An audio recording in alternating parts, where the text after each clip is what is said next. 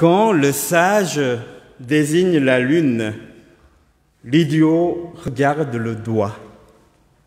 Vous connaissez sûrement déjà ce proverbe qui vient, si je ne me trompe, de Chine. J'ai maintes fois essayé de l'expliquer à Célimène, c'est le nom de mon chat, mais jamais réussi. Par exemple, quand elle vient réclamer des choses à manger, j'ai beau lui dire que sa gamelle est toujours pleine en l'indiquant, elle fixera à coup sûr ses regards sur mon doigt. Or, si Célimène savait lire, ce n'est pas le cas, je vous rassure, en lisant le récit biblique que nous venons d'entendre, elle me rétorquerait qu'elle n'est pas la seule qui commet ce genre d'erreur. D'abord, il y a Philippe, un des disciples de Jésus. En voyant la foule nombreuse venir à lui, Jésus interroge Philippe. « Où pourrions-nous acheter du pain pour donner à manger à toutes ces personnes ?» Philippe lui répond en disant « Même avec 1200 deniers, c'est-à-dire environ 7 mois de salaire d'une personne, nous n'aurions pas de quoi acheter assez de pain pour que chacun d'eux en reçoive un petit morceau. » Jésus, lui, pose la question « Où ?» Philippe donne une réponse à « Comment ?» C'est un peu comme si on disait « Prenez le bus 101, direction Marin » à quelqu'un qui demande où est une poissonnerie. Bien sûr, j'exagère un peu, et la réaction de Philippe est tout à fait humaine, compréhensible. Quand nous nous sentons dépassés par une situation inattendue, n'est-ce pas, nous devenons souvent maladroits, plus que d'habitude. Acheter, ce mot un peu surprenant dans la bouche de Jésus aurait sans doute dû rappeler chez Philippe, qui a quand même une certaine familiarité avec les Écritures, cette parole dans la bouche du prophète Ésaïe. Même celui qui n'a pas d'argent, venez. Demandez du grain et mangez. Venez et buvez gratuitement. Cette parole rappelait au peuple d'Israël que tout ce qui nous nourrit vient, en fin de compte, de Dieu.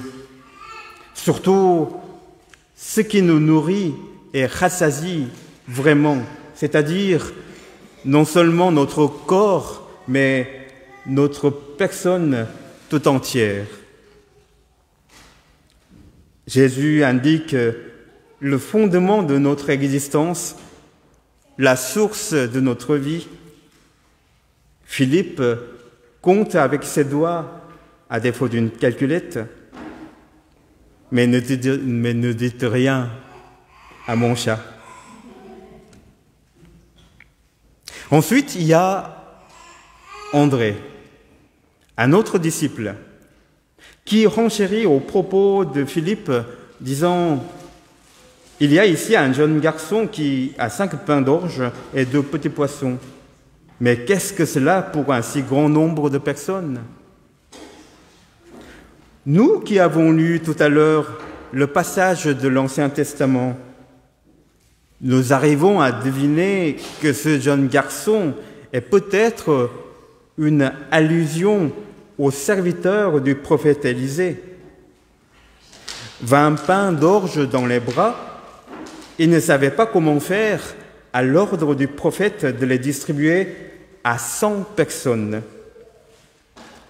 Jadis, Dieu a nourri, par l'intermédiaire du prophète, les habitants de Gilgal victimes de la famine. Et il y a eu même des restes. Ce jour-là, en présence de ce jeune garçon avec des pains d'orge dans les bras, André aurait dû se rappeler ce Dieu qui prend soin de son peuple, ce Dieu de surabondance.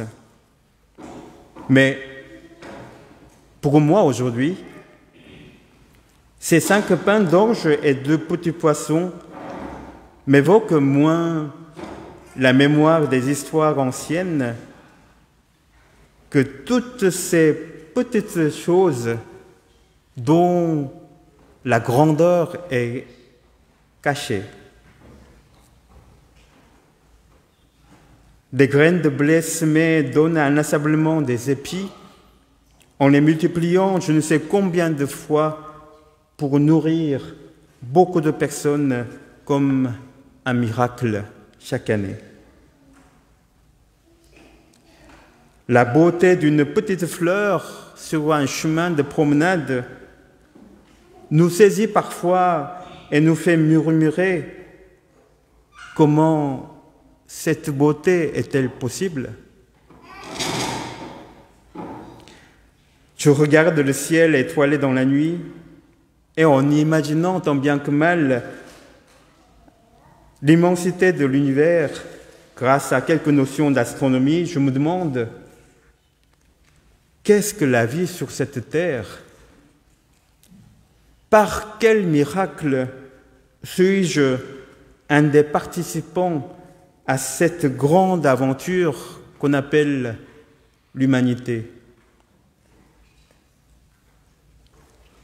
N'avez-vous jamais fait l'expérience qu'un jour, beaucoup d'événements de votre passé, jusque-là sans signification particulière, reçoivent tout à coup un sens grâce à un événement qui vient les illuminer?